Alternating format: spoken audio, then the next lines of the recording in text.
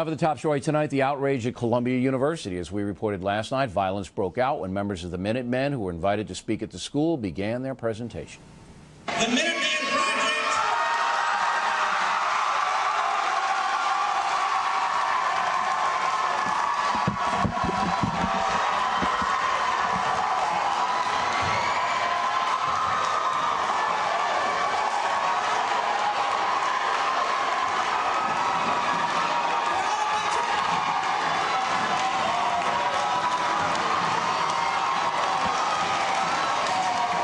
Police just stood by. Thankfully, nobody was hurt. With us now, Avi Zendelman, editor of The Blue and White, a monthly magazine in Columbia, and Chris Kulawik, president of the College Republicans, who appeared last night on Hannity and Colmes and has since run into some static. What happened to you, Chris, after that appearance? Well, there are a great number of Columbians who really felt bad about what happened last night, but we also see a lot of moral relativism with people who are saying it was a speaker's fault for antagonizing the crowd, when anyone in reality who was there could tell you that at the beginning they were chanting, they were cheering, they wore masks, they threw papers at the stage. And the second they came out with the banner, it was a signal for the rioters in the audience. Yeah, to get up. It was well orchestrated. But when Yes, you came on the Fox News Channel tonight, you told a story, you were there, then you went back to campus, and what happened to you? Well, people are trying to put the college Republicans to blame, saying... No, what happened to you? To I want to know what happened to you. Go. People are taking personal shots at me. I think it happens a lot on this campus. They're saying that I was trying to instigate this for bringing the Minutemen, that I didn't want to bring them because they offered something different for campus. They say, I'm bringing them because I wanted to cause trouble. All right, so you set these radicals up. Now, have they confronted you face to face, or how did you hear this? No, sir. A lot of it's in print. A lot of it's online. A lot of it's being posted. I have not received any threats or anything personally. But it's out there, and Okay. it's noticeable. Now, the president of Columbia University is Lee Bollinger, who should be here this evening, not his students. But Mr. Bollinger is frightened.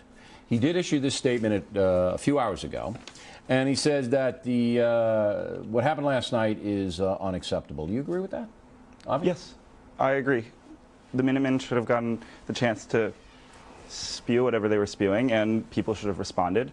And that fact they didn't get the chance to finish, and that violence broke out, not violence, chaos broke out, was not a good situation for anyone, and I think it was embarrassment for Columbia. Why do you think it happened? See, there has to be a climate that creates things like this. What is the climate, in your opinion, at Columbia University? Well, I actually think this can be seen really as an isolated incident in terms of kind of the breakdown in communication and conversation. So you don't think this is the norm at your university? Absolutely not. Okay.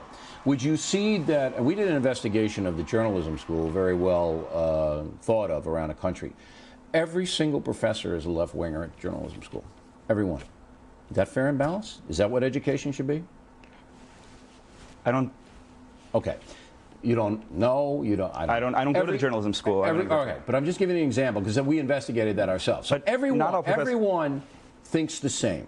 And my point to you is, if you get a groupthink, if you get a Kool-Aid campus, which is what you have at Columbia, this is inevitable.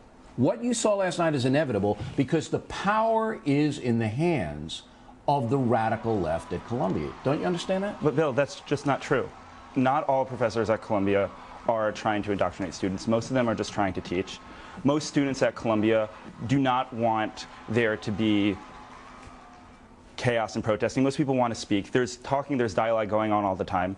For example, I wasn't inside the Minutemen present speech when it happened. I was actually at a different event where a major in the Israeli Army Special Forces was talking about how he didn't want to serve in the occupied territories, and pro-Israel people and him were having a conversation that was completely civil. All right. Do you agree with Avi? Do you think that there's no indoctrination going on at that campus? I think a statement like that is completely irresponsible because I've been at the school for 3 years now. And I can remember good friends, and one in particular was a former Marine, and he's also a minority.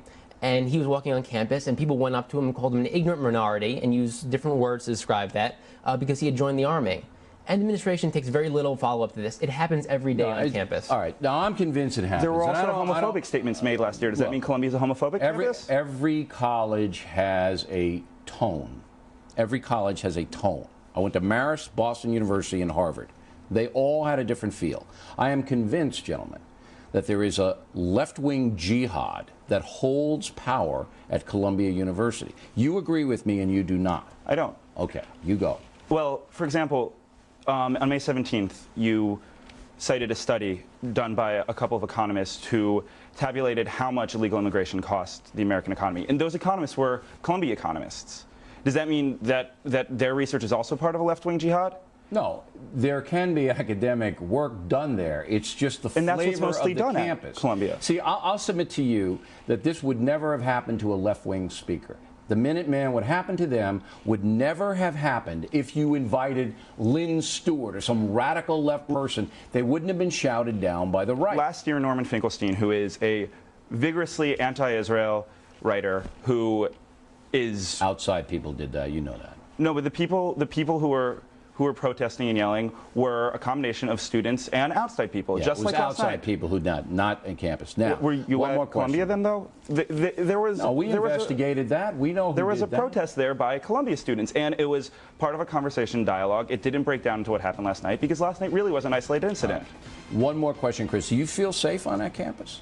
I think I would like to say I have faith in my peers, but after last night, I really do question that it's a minority, and they really are a minority. The people who would But they're fanatical, They are fanatical, and there isn't any counter to them. I don't no, think. sir, no, sir.